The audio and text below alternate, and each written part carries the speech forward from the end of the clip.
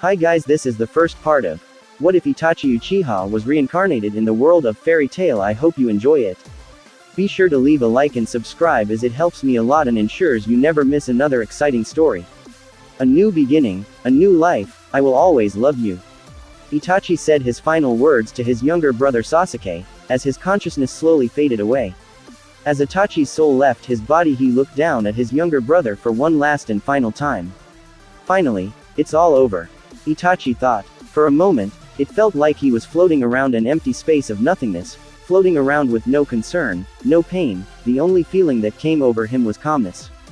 That calmness was interrupted as Itachi suddenly felt his soul regaining its flesh, bones, and blood. He saw a blinding light, and in the very next moment, he suddenly felt his body surrounded by cold water. Is this the afterlife? I don't feel like I'm dead, I feel like I'm drowning, I feel alive. Itachi thought, slowly opening his eyes, seeing himself to be underwater. He could see the moon shine upon the water. Itachi knew how it felt to be alive and how it felt to be dead. Considering that he was an Eda Tensei, a reanimated shinobi once, now it felt like it was when he was still alive. If I'm alive, why am I here? Is this some cruel joke from the gods, to have me die, brought back and die again? Itachi thought as he felt his body being swept away by the great ocean. Oh well, I don't mind dying, after what I have done, I deserve it. Itachi closed his eyes, ready to embrace his fate as his consciousness drifted away. Year. By 776 inches. Hey Oni-san, are you okay? The voice of a little girl was heard, while he felt someone with small hands shaking his body.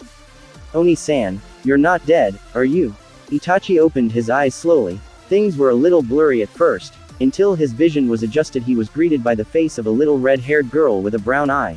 But her right eye had an eye patch over it. She looked like she had been abused for some time, considering the wounds on her frail little body. Some wounds also seemed to be fresh. Itachi felt pity for the little girl. He wanted to help her, but right now he needed to know where he was. Where am I? Itachi questioned. A place called the Tower of Heaven. However, this is no heaven, the girl said, and crossed her arms around her legs while her expression showed sadness and sorrow. How did I get here? Itachi asked, still feeling a little dizzy. The guards found you washed up on the beach, and decided to make you a slave, like the rest of us. The girl said as Itachi looked around, seeing several children and a few adults as well as an old man. Slaves? Itachi questioned. Slavery wasn't something he was uncommon with. There were some cases on his missions for either the Anbu or the Akatsuki that he would encounter slave traders.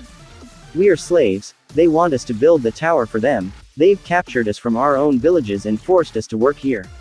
We have tried to escape, but we got caught and then they punished us. The girl said, holding her hand above her eye patch as tears dripped down her only eye. I see, Itachi said, looking at the other prisoners, seeing that they weren't nearly as beat up as the girl. How come you look like you're the one who's been punished the most? Itachi asked. I said it was my escape plan. The girl said, but with a saddened look on her face, not for her damage or pain, but guilt over something. Why do you look like you're feeling guilty? Itachi asked. A friend of mine is being tortured as we speak, because he tried to defend me. The girl said as she looked like she was about to cry. I'm sorry to hear that. Itachi sympathized. He then looked at himself to see that his clothes were that of the other slaves. Now that he had established there was one thing he needed to know. What happened to my own equipment? Itachi asked, in case he even had something when the guards found him, maybe something that could give him answers as to why he was alive again. The guards took them to the storage room. The girl said, Are you a mage? The girl asked with hope in her voice. Mage? No, I'm not. Itachi replied, not sure what a mage even was. He saw the girl look down with a hint of disappointment. She must have hoped that whatever a mage was, would rescue her and everyone. But I am a shinobi. Shinobi? You mean like a ninja? The girl questioned in confusion. Yes. Itachi replied, a little astonished that she didn't seem to know shinobis even existed. Everyone should know what a shinobi was. They were known across all the 5 great nations. Itachi then began looking closer at himself, seeing that he was a little younger than he was when he died. Has my age altered? Why? How? Itachi thought. This may seem strange, but how old do I look? Like you're around in your teens, maybe 13. The girl said. 13? Huh, well I do look around the age when I was an Anbu captain. Itachi thought. But still, why was my age altered? Oni-san, what's your name? The girl asked. Itachi, Uchiha Itachi, and you? Itachi said, I'm Urza, Urza Scarlet. The girl said with a smile, Urza, that's a beautiful name. Itachi said with a warm friendly smile. Thanks, Oni-san. Urza said beaming with slight happiness, but why did she keep calling him that? Why do you keep calling me Oni-san? Itachi asked. Well, you are older than me, and we are all here to help each other, so we are kind of like a family. Urza said. I guess that will work, but we won't be in here for much longer. Itachi said, standing up, making a few hand seals and inhaled his breath. Fire style. Fireball. Itachi spit out a large blazing fireball, melting the cell bars, leaving all his fellow cellmates standing and looking at him in awe. You lied. You said you weren't a mage. Urza accused with a small cute pout. I didn't lie, Itachi argued with an emotionless expression. But you used fire magic just now, Urza said, pointing at the melted cell bars.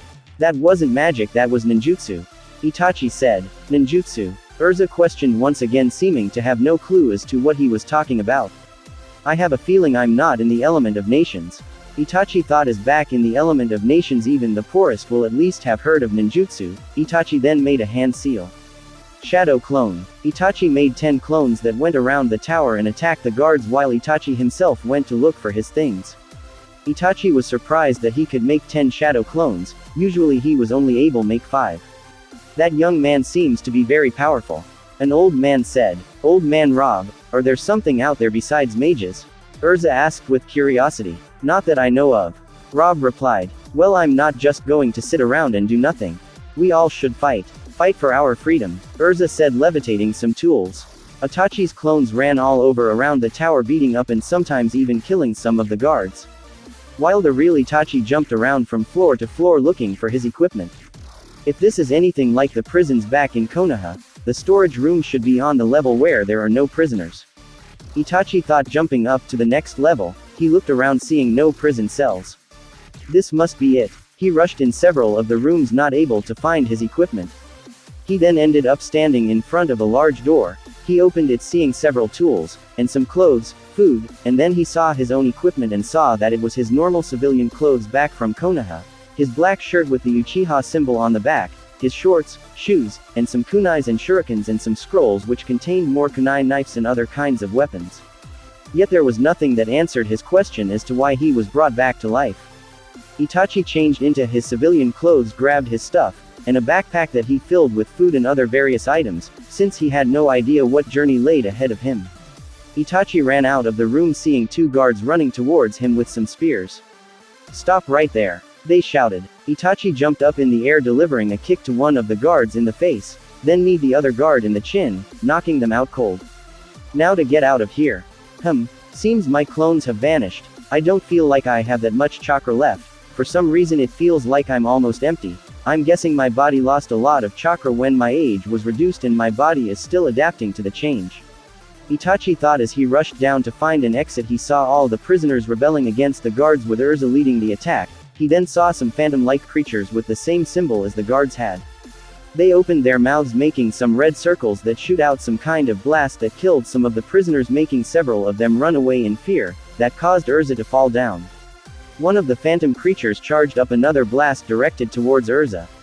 And for some reason, without him realizing it, Itachi found himself running towards the girl, trying to save her. Damn, I won't make it in time, Itachi thought as he ran towards Urza. The old man, Rob, went in front of the blast, taking it head on and sending a wave of fire at the phantom creatures, vaporizing them.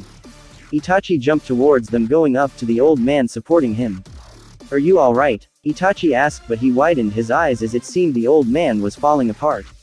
Oh, it's you, young man, please take care of her, Rob muttered, looking at Urza.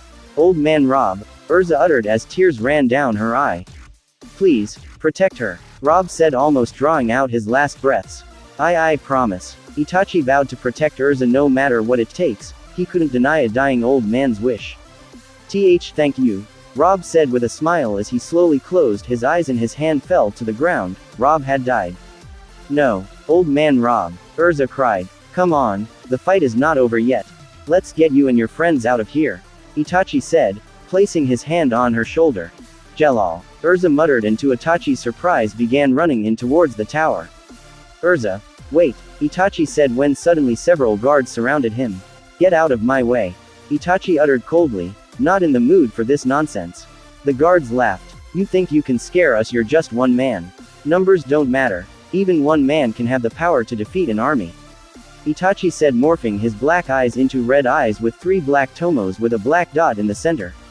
Out from Itachi's body then flew out a murder of crows. The crows flew around the guards, whom looked bewildered. Then before they knew it, their bodies were like paper and they started to burn away as they screamed in pain and horror. The scene changed into the guards on the ground knocked out cold. Itachi stood over the knocked out guards as black crow feathers fell around him. I can't waste my time here, I have to find Urza. Itachi said, deactivating his Sharingan as his eyes reverted back into their natural black color. Itachi looked at the direction where Urza ran. Urza, where are you? Urza, Itachi shouted as he ran around the tower. He searched most of the rooms on the lower floors, when he suddenly heard an explosion. An explosion? I thought most of the fights were over. Oh, well, I have to find Urza. Itachi thought, running towards the source of the explosion. As he ran through a corridor he saw a blue-haired boy with some sort of mark on one of his eyes walking past him while he had an evil smirk on his face. However, Itachi didn't pay much attention to him since he had to find Urza. Urza. Itachi walked around when he saw a boat in the distance, that got hit by a wave and flipped over. Help! Urza's voice came from that boat. Itachi jumped out of the tower gathering chakra to his feet and ran on the water. Cough, help! Cough! Urza yelled as she slowly felt her strength vanishing. Urza! Urza heard Itachi's voice before she closed her eyes and fainted. Urza point of view. Urza slowly woke up seeing a campfire in front of her. She slowly picked herself up seeing a jacket fall off her. Oh, good, you are awake. She heard Itachi's voice and looked towards the source, where she saw him sitting on the other side of the campfire grilling fish. What happened? Urza asked with a bewildered look on her face. Well, you ran away. I went looking for you, and after looking for quite a while I see you on a boat that got hit by a wave and that you almost drowned. I pulled you onto shore, made a campfire, went fishing, got some fish, and sat here waiting for you to wake up. Itachi said with a deadpan expression. Oh, Urza muttered. So far no one else made it out from the tower. Itachi said. Itachi Oni-san, Urza said when suddenly tears dripped down from her one good eye. Old man Rob, he died saving your life. You should be grateful and live on to honor his sacrifice. Itachi said. Fairy tale, Urza uttered. What? Itachi questioned. That's the guild old man Rob used to be a member of. I want to find it and join it. Urza said with determination in her eye. Guild? Itachi questioned, having no idea what it was. You don't know what a guild is? Urza asked, to which Itachi shook his head.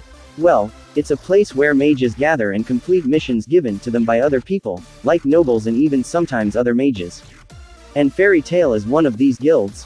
Itachi asked. Yes. And I want to join. We should both join Oni-san.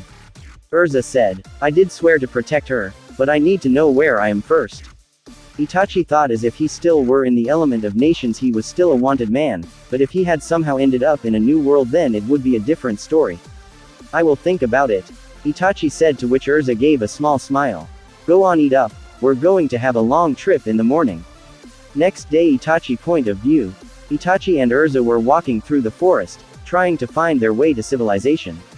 If this is a different world, then no one knows who I am, but if it's not I should keep a low profile when we get to a village, or town. Itachi thought. They walked for miles non-stop until they reached a small village.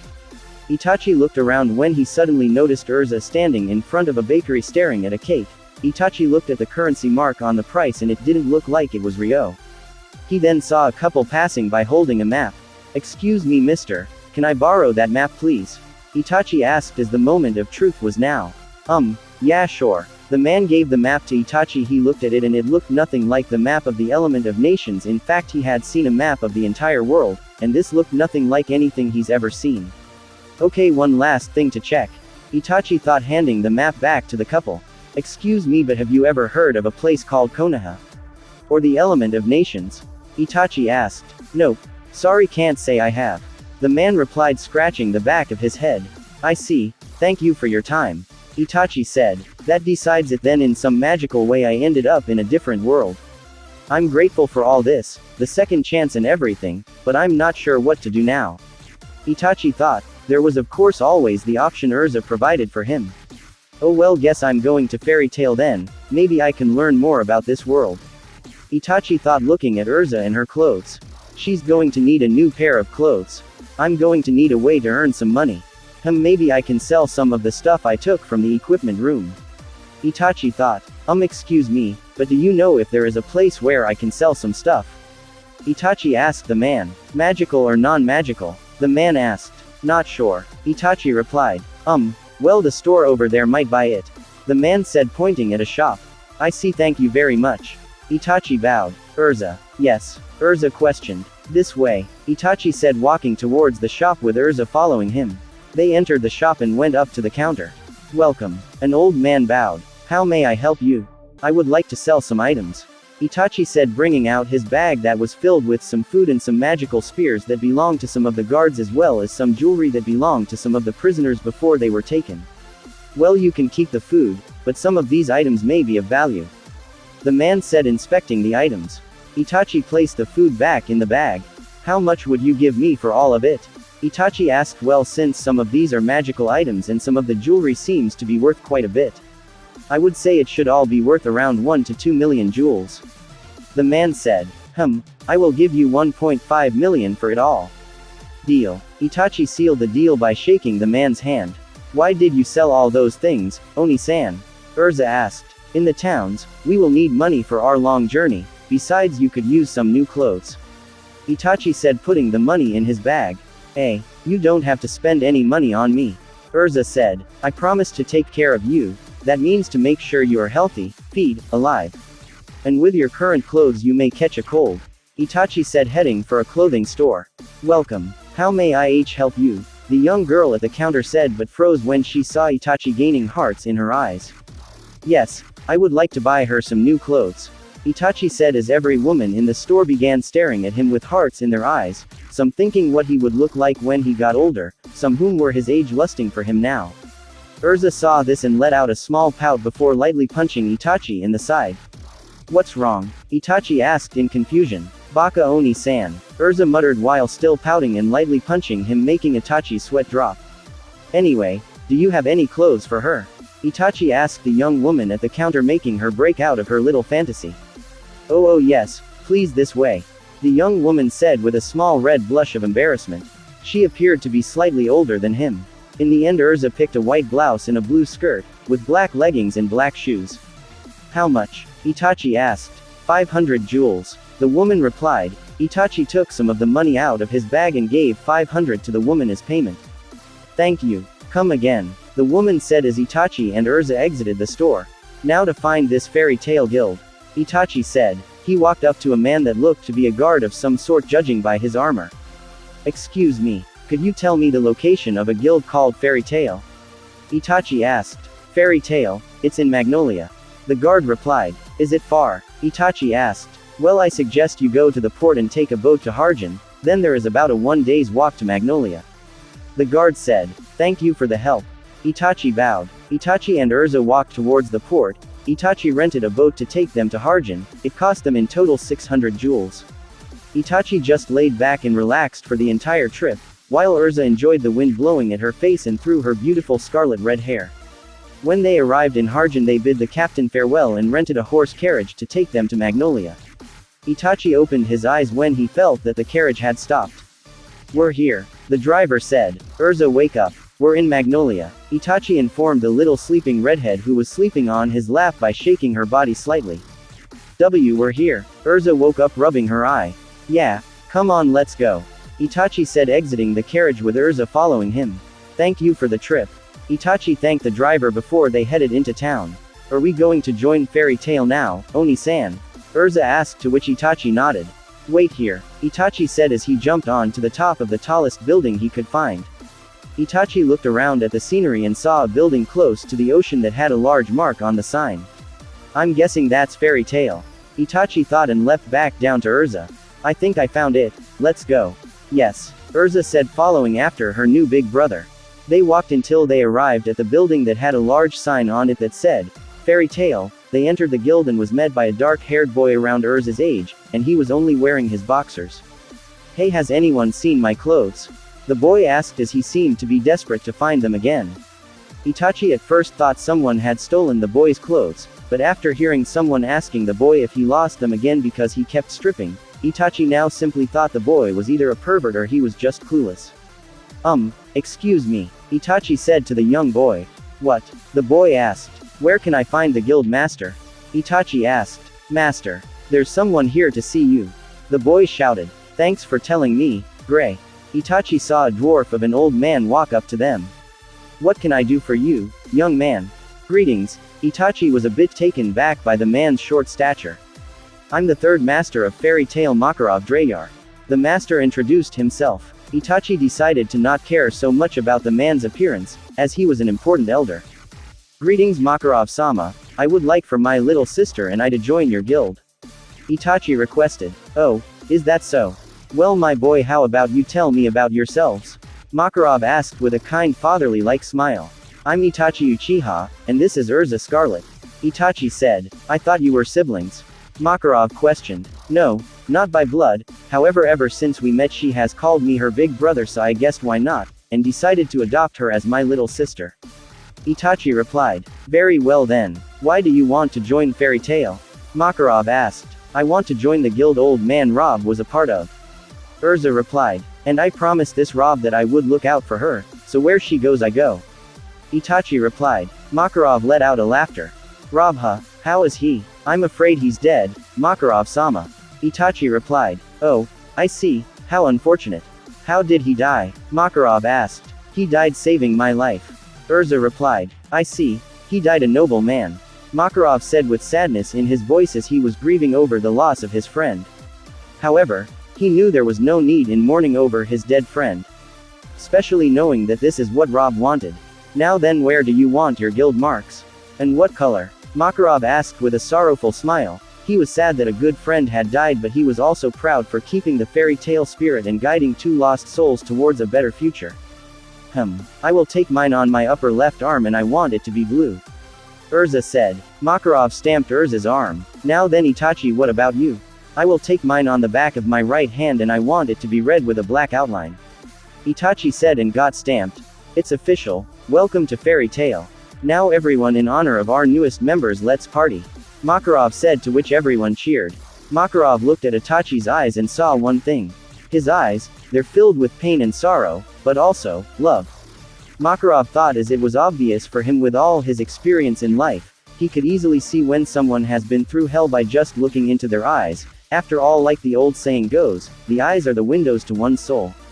Itachi my boy, can I talk with you for a bit? Of course, Makarov-sama. Itachi replied and followed the short master into his office. Oh please, just call me master. Makarov said. Very well, master. Now, Itachi my boy, I would like to hear your story. Makarov said as he jumped on the top of a table. My story? Itachi questioned, being a little wary of showing that to Makarov. Your past, I could see it in your eyes, my boy. Seems you've been through a lot.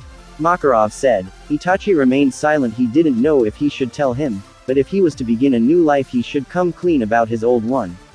Plus, he could feel that he could trust Makarov. The dwarf master reminded Itachi a lot of Hiruzen, the third Hokage. And even if he had to be forced to leave, he would know Urza was in good hands. I will not tell anyone in the guild. That will be up to you when you're ready. Makarov said. I appreciate it, master. Very well, Itachi said as his eyes morphed into Sharingan then into a black pinwheel. This is my story, the story of Itachi Uchiha of Konoha. Thanks for watching. I hope you enjoyed this episode. To be notified for future episodes, be sure to subscribe and have the notification bell on.